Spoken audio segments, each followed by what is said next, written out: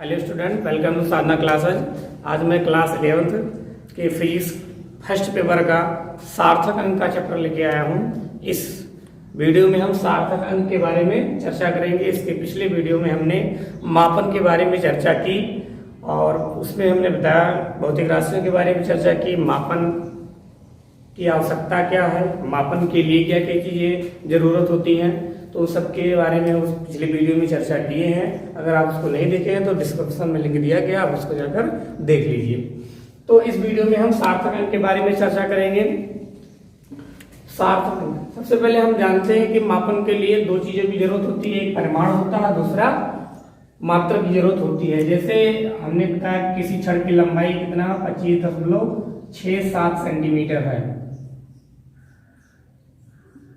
25.67 centimetre है। तो इसमें हमारा 25.67 ये क्या हो गया, परिमाण हो गया, या इसको आंकिक मान बोलते हैं, और हमारा जो सेंटीमीटर वही क्या हो गया, मात्रक हो गया। तो हमने किसी छड़ का मापन किया जिसका लंबाई 25.6 सेंटीमीटर हुआ, लेकिन अभी जो हमारा 25.67 है, कोई भी मापन हमारा पूर्ण रूप से शुद्ध नहीं होता है, उसमें कुछ न कुछ त्रुटि हो सकती है। जैसे बात करेंगे, जैसे इस अंक में दो प्रकार के अंक होंगे। ये जो परिमाण है 25.6 लिखा है, इसमें दो प्रकार के अंक होंगे। एक होगा हमारा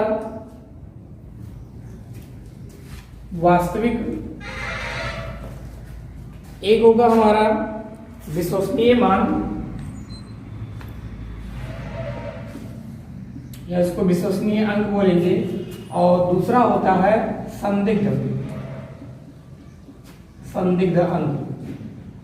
संदिग्ध मतलब जिसका कोई एग्जैक्ट वैल्यू ना हो, या जिसके बारे में पता ना हो। विश्वसनीय अंक मतलब जिसके बारे में हमको पूर्ण रूप से पता हो। जैसे इसमें अगर हम देखें 25, 2, 5, 6, 7 चार प्रकार के अंक आए, तो इसमें हमारा 25.6 यानी ये तीन अंक जो होंगे ये विश्वसनीय अंक होंगे, और जो ये 7 लास्ट वाला अंक होगा ये हमारा क्या कहलाएगा, संदिग्ध अंक होगा। संदिग्ध अंक इसको इसलिए कहेंगे क्योंकि अगर इसके अब ये 6 के बाद जो 7 है, 7 की जगह 8 हो सकता है, 5 हो सकता है, 4 हो सकता है, कुछ भी हो सकता है, यानी कि जो वैल्यू बदलनी होगी वो ये वाली वैल्यू बदलेगी। यानी इसके बारे में हमको पूर्ण रूप से जानकारी नहीं है। इन तीनों के बारे में पूर्ण रूप से जानकारी है, लेकिन इस अंक के बारे में हमको पूर्ण जानकारी नहीं है। इसकी जगह 6.7 हो सकता है, 6.8 हो सकता है, 6.5 हो सकता है, 6.4 हो सकता है। तो यानी कि हमारा पूर्ण रूप से जानकारी है, तो ये अंक हो जाएंगे विश्वसनीय अंक, और ये अंक हो जाएगा हमारा संदिग्ध अंक। लेकिन तो अब इस अंक में हमारा जितने भी विश्वसनीय अंक होंगे और एक संदिग्ध अंक होगा, तो जितने भी विश्वसनीय अंक और एक संदिग्ध अंक, इन पूरे अंक को तो क्या कहेंगे, हम सार्थक अंक कहते हैं। अगर सभी विश्वसनीय अंक और संदिग्ध अंक को ले लिया जाए तो वो सभी अंक क्या हो जाएंगे, हमारे सार्थक अंक कहलाएंगे। सार्थक का मतलब ही होता है कि सा का मतलब सही, अर्थ का मतलब जो सही अर्थ दे, या जिसके बारे जिस अंक के साथ हमको किसी मापन के बारे में पूर्ण जानकारी मिले, पूर्ण मान प्राप्त हो, सही मान प्राप्त हो, यथार्थ मान प्राप्त हो, उसे हम सार्थक अंक कहते हैं। अब बात आएगी कि किसी कोई अंक दिया गया हो तो उसमें कितने सार्थक अंक होंगे, कोई संख्या लिखी गई हो तो उसमें कितने सार्थक अंक होंगे। तो सार्थक अंक पहचानने के लिए कुछ नियम दिए गए हैं। पहला नियम यह है कि जितने भी अशून्य अंक होते हैं, अशून्य अंक का मतलब 1 to 9, 1 से 9 तक कर जितने भी संख्या होते हैं सब सार्थक अंक होते हैं, सब सार्थक अंक होते हैं, या उनको सार्थक अंक में गिना जाता है। जैसे पूछ लीजिए, हमारा एग्जाम्पल के रूप में देखिए कि 25.67 ही हमने ले लिया, तो कहा जाएगा इसमें कितने सार्थक अंक हैं, कहेंगे 4 सार्थक अंक ले लीजिए। 25,600 25,625 ले लिया जाए तो इसमें कितने सार्थक अंक हैं, 5 सार्थक अंक हैं, क्योंकि इसमें जितने भी अंक हैं सब अशून्य अंक है। यानी कि अशून्य अंक का मतलब जो शून्य ना हो, तो सब अशून्य अंक है, तो ये हमारा क्या होगा, सार्थक अंक होगा। तो किया है। इस पहले पॉइंट में हमने बताया कि 1 से लेकर 2 तक जितने भी हमारे 1 से लेकर 9 तक जितने भी अंक होंगे सब सार्थक अंक गिने जाते हैं। तो बात बचती है कि जीरो हमारा सार्थक अंक होगा या नहीं होगा। तो जीरो के लिए कई कंडीशंस हैं। जीरो कभी हमारा सार्थक अंक लिया जाता है और कभी सार्थक अंक नहीं लिया जाता है। तो जीरो के लिए सबसे पहली कंडीशन ये है कि अगर हमारा जीरो किन्हीं दो अशून्य अंकों के बीच में है तो वो सार्थक अंक होता है। जैसे हमने लिख दिया 2 5 0 6 7। अब ये हमारा जो जीरो है ये 5 और 6 के बीच में है, तो ये हमारा क्या कहलाएगा, सार्थक अंक में गिना जाएगा। इस शून्य को हम सार्थक अंक मानेंगे। अब कहेंगे इसमें कितने सार्थक अंक, तो 3 2 5 सार्थक अंक होंगे। तो जीरो अगर हमारा दो अशून्य संख्या होगा, कोई भी दो अशून्य संख्या हो, 2 हो 4 हो 5 हो, मतलब अगर बीच में है, इसके इधर कोई अशून्य संख्या इसके इधर भी कोई अशून्य संख्या हो, तो हमारा जीरो सार्थक अंक में लिया जाता है। तीसरा हमारा है कि दशमलव के दाहिनी ओर के और प्रथम अशून्य अंक के बाईं ओर के, जैसे हम एग्जांपल ले सकते हैं 0.0019, इस तरीके का हमने एग्जांपल लिया। तो दशमलव के दाईं ओर और पहले अशून्य अंक के बाईं ओर के जितने भी शून्य होंगे सब सार्थक अंक नहीं होते हैं। जितने भी शून्य होंगे वो सार्थक अंक नहीं होते हैं। ऐसा कह सकते हैं कि प्रथम अशून्य संख्या के बाईं ओर के जितने भी शून्य होंगे सब सार्थक अंक नहीं होते हैं। इसमें अगर सार्थक अंक की बात करेंगे, कितने सार्थक अंक हैं, 2 सार्थक अंक हैं। चौथी कंडीशन से यह है कि अगर हमारा कोई बिना दशमलव वाली कोई संख्या हो, बिना दशमलव वाली कोई संख्या है, तो उसमें जो अंतिम हमारा अशून्य अंक होगा उसके बाद के जितने भी हमारा शून्य होंगे सब हमारे क्या होंगे, सार्थक अंक नहीं होंगे। वो शून्य हमारे सार्थक अंक नहीं होंगे। जैसे हमने लिख दिया 25,000 लिख दिया, तो ये हमारा बिना दशमलव का है, तो 5 के बाद अंतिम अशून्य मतलब 5, अंतिम अशून्य अंक के बाद जो भी ये 3 जीरो है ये सब सार्थक अंक नहीं कहलाते हैं। इसमें कितने होंगे सार्थक अंक, 2 होंगे। अब बात करते हैं पांचवा अगला, अगर इसी कंडीशन में हमारा कोई दशमलव वाली संख्या हो, जैसे हमने लिख दिया 25.00, तो ये दशमलव वाली संख्या है, तो इसके बाद के जितने भी जीरो हैं सब हमारे सार्थक अंक होते हैं। तो इसमें कहेंगे कि सार्थक अंक की संख्या कितनी, सार्थक अंक की संख्या हो जाएगी 5। तो ये कुछ सार्थक अंक पहचानने के नियम है। इससे पहला हमने बताया जितने भी अगर 1 से लेकर 9 तक जितने भी अंक होते हैं सब सार्थक अंक होते हैं। तो फिर जीरो के बाद आते हैं, जीरो कब होगा, कहीं कब नहीं होगा। जीरो अगर दो अशून्य संख्याओं के बीच में है तो हमारा सार्थक अंक होता है। जीरो अगर हमारा जीरो पहले अशून्य संख्या के बाएं ओर के जितने भी जीरो होते हैं उसमें से कोई भी जीरो हमारा सार्थक अंक नहीं होता है। अगर हमारे पास कोई बिना दशमलव वाली कोई संख्या है तो उसमें अंतिम अशून्य संख्या के दाहिनी ओर के जितने भी जीरो होते हैं सब हमारा सार्थक अंक नहीं होते हैं। और अगर हमारा वही दशमलव वाली संख्या है तो अंतिम अशून्य संख्या के बाद के जितने भी जीरो होते हैं सब हमारे सार्थक अंक होते हैं। तो आइए हम यहाँ पर कुछ एग्जाम्पल के माध्यम से समझते हैं कि हमारा सार्थक अंक कैसे पहचानते हैं। एग्जाम्पल लेते हैं, जैसे हमने ले लिया 2.50260, हमने ये अंक लिया। इससे पूछे जाएंगे सार्थक अंकों की संख्या बताइए, तो हमको जो अशून्य अंक होते हैं वो तो सार्थक अंक होते हैं, जैसे 2 5 2 6 ये तो सार्थक अंक है ही। अब इसमें जो जीरो है उसको देखेंगे कि कौन सा जीरो हमारा सार्थक अंक में गिना जाएगा, कौन सा सार्थक अंक में नहीं गिना जाएगा।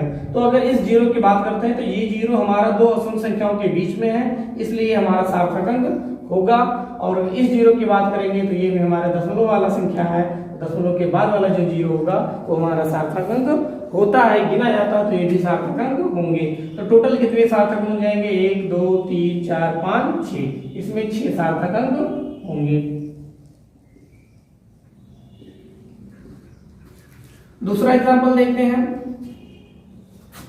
0.00205000। एग्जाम्पल में बात करते हैं तो यहाँ हम देख रहे हैं अशून्य संख्या के वैल्यू देखेंगे, अशून्य संख्या 2 और 5 है, ये तो हमारा सार्थक अंक होगा ही।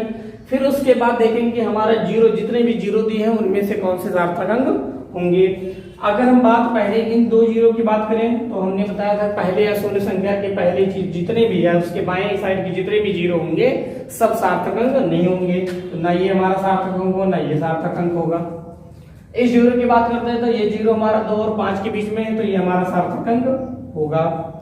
इस दोनों जीरो की बात करते हैं तो ये हमारा दशमलव वाली संख्या है, तो दशमलव वाली संख्या के अशून्य संख्या के बाद वाले जो भी जीरो होते हैं सब हमारे सार्थक अंक होते हैं, तो ये दोनों भी हमारे सार्थक अंक होंगे। तो उसमें कुल सार्थक अंकों की संख्या 1 2 3 4 5 सार्थक अंक होते हैं।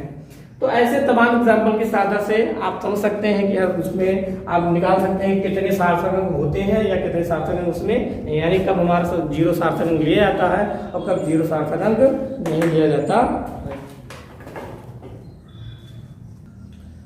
इसके बाद सार्थकों को एक चीज और है कि अगर हमारा किसी मापन का अगर उसका मात्रक बदल दें, जैसे हमने लिया कि किसी छड़ की लंबाई 27.6 सेंटीमीटर है या 27.6 मीटर है, तो इसमें सार्थक अंक होंगे कितने, 3 सार्थक अंक होंगे।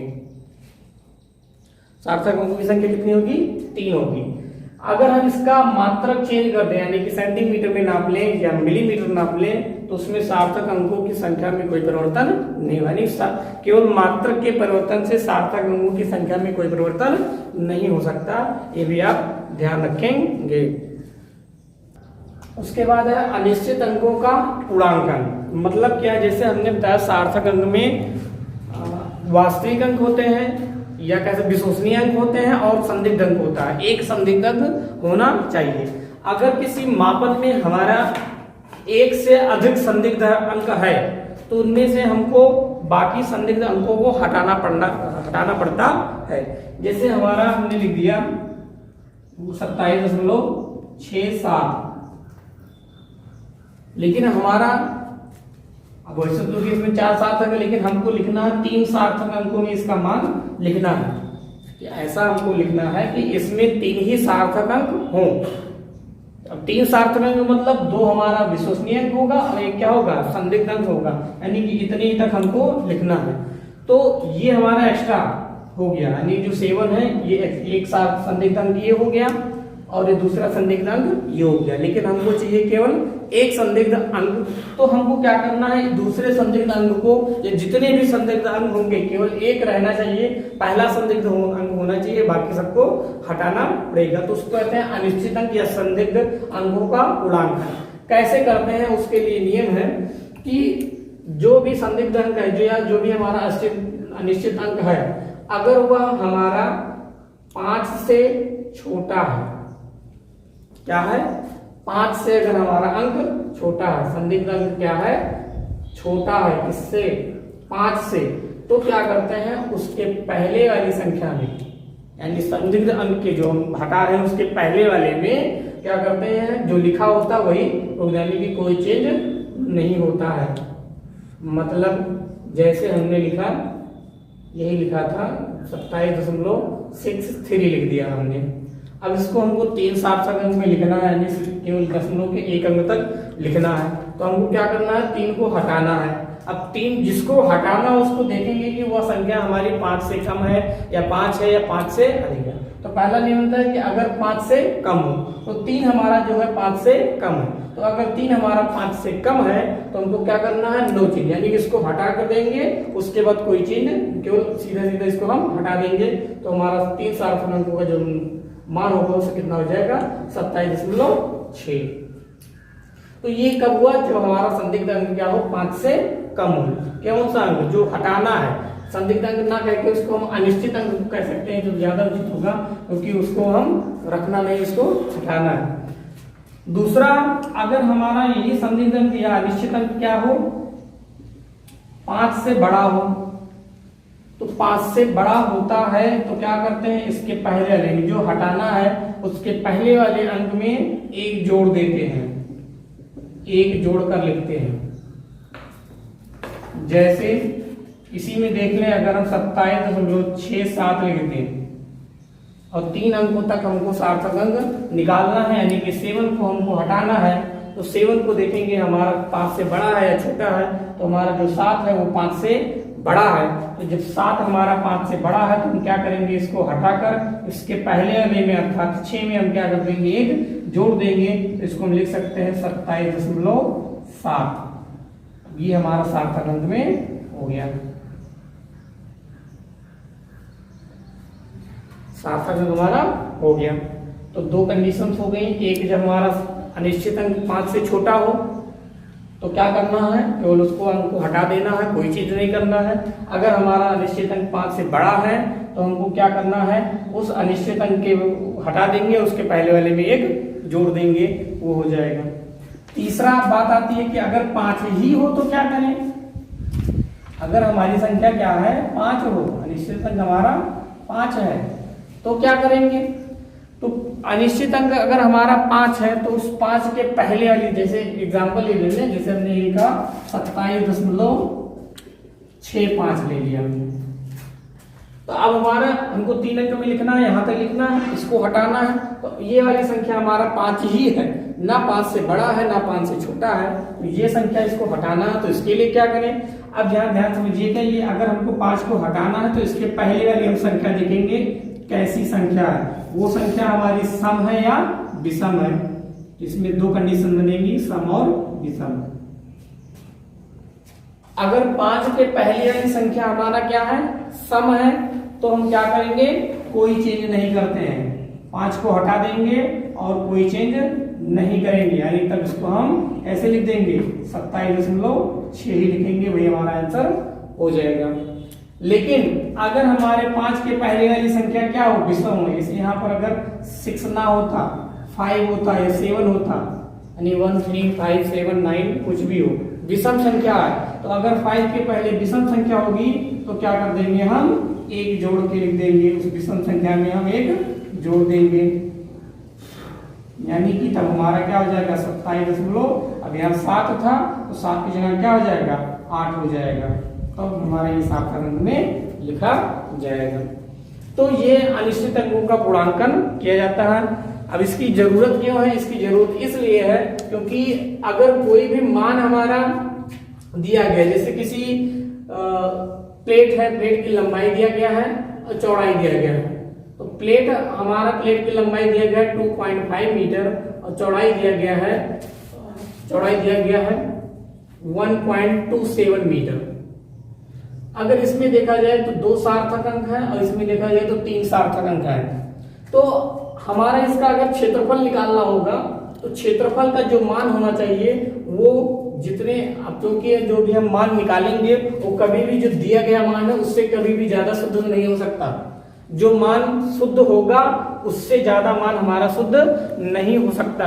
भले इसमें 3 अंक है तो उससे ज्यादा नहीं होगा, या सबसे कम जो हमारा है, सबसे कम शुद्ध ये मान है इसमें, क्योंकि 2 ही सार्थक अंक हैं। तो हमारा जो क्षेत्रफल का मान होगा वो भी हमको 2 अंक में ही, 2 सार्थक अंकों में ही हमारा मान होना चाहिए। तो कभी भी हम इन दोनों का जब गुणा करेंगे क्षेत्रफल निकालने के लिए तो जो वैल्यू आएगी वो देखेंगे कि किसमें कम सार्थक अंक है। जितने कम सार्थक अंक होते हैं उतने ही अंकों का हमारा आंसर लिखना होगा, और जब उतने ही अंकों का आंसर लिखना होगा तो हम क्या करेंगे, इसका मतलब जब गुणा करेंगे तो हमको कुछ अंक हटाना होगा, और जिस अंक को हटाएंगे उसको हम इन्हीं नियमों के द्वारा हटाते हैं। तो फिर इसके बाद हम चर्चा करते हैं सार्थक अंकों के उसमें जोड़ते हैं तो कैसे उनका हम उसको अनिश्चित अंकों का पूर्णांकन करते हैं, घटाने में कैसे करते हैं, ये सब के बारे में चर्चा। अब हम सार्थक अंकों का गणितीय संक्रियाओं पर उनका सवाल लगाएंगे। जैसे मान लें कि सबसे पहले हम जोड़ की बात करते हैं। जैसे हमने बताया किसी छड़ की लंबाई 27.6 सेंटीमीटर है और एक दूसरा छड़ की लंबाई जो है वो 2.5 सेंटीमीटर है। तो दोनों छड़ों की कुल लंबाई निकालनी हो तो क्या करेंगे, इन दोनों को हम क्या करेंगे, जोड़ेंगे। तो 27.6 और 2.556 कर लेते हैं, 2.56 सेंटीमीटर। कुल लंबाई निकालने के लिए हम क्या करेंगे, दोनों को जोड़ेंगे। तो यहाँ हमारा आ जाएगा 6.51 हो जाएगा, 7 2 9 और 1 0 10 हो गया, 0 हो गया, 2 1 3 हो गया। यानी कुल लंबाई हमारी कितनी है 30.16 सेंटीमीटर। लेकिन ये हमारा आंसर सार्थक अंकों में नहीं है, इसको हमको किसमें लिखना है, सार्थक अंक में लिखना है। सार्थक अंक में लिखने के लिए हमने बताया क्या देखेंगे, सार्थक अंक में देखेंगे कि जो हमारा दिया गया है उसमें दशमलव के बाद किसमें सबसे कम अंक है। दशमलव के बाद इसमें देख रहे हैं कि 1 अंक है, इसमें दशमलव के बाद 2 अंक है। तो दशमलव के बाद जिसमें 1 अंक है तो हमारा आंसर भी दशमलव के 1 अंक तक होना चाहिए, यानी कि हमारा 30.1 तक ही होना चाहिए, 6 नहीं होना चाहिए। यानी कि 6 को हमको क्या करना है, हटाना है। 6 हमारा अनिश्चित अंक हो गया। अब 6 को हटाना है तो 6 को हटाने का नियम बताया है कि अगर हमारी संख्या 5 से कम है या 5 से अधिक है या 5 है तो क्या करते हैं, तो हम देखेंगे कौन सा हटाना है, हमको 6 को हटाना है। 6 हटाना है, 6 हमारा 5 से क्या है, अधिक है। 6 हमारा 5 से अधिक है तो हम इसको हटाने के लिए क्या करेंगे, हमने बताया अगर अधिक होगा तो हटाकर हम क्या करते हैं, उसके पहले वाली संख्या में 1 जोड़ देते हैं। यहाँ पर हम 6 को हटा देंगे और 1 में 1 जोड़ देंगे तो हमारा हो जाएगा 2, यानी 30.2 सेंटीमीटर ये आंसर हो जाएगा।